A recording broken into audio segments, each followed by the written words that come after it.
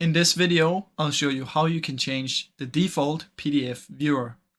Now first, what you want to do is you want to come down here and search for default apps. In the default apps, you want to open this up.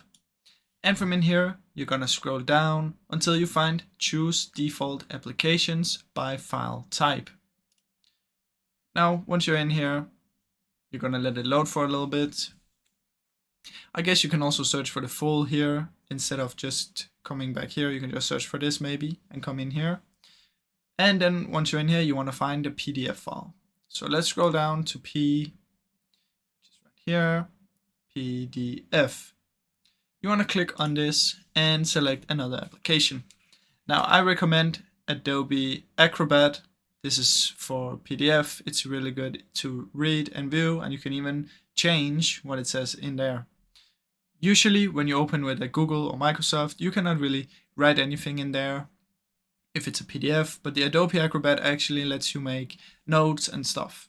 Now if you don't have this in here, what you can do is press look for an app in the Microsoft Store and search for Adobe Acrobat. It's right here and it's free. You can click on it, press install.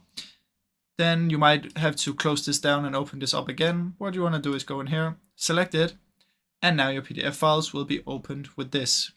You can also find another application if you want and select it in here, but that's basically how you can change it.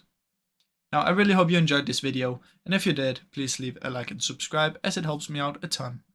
Thank you so much for watching.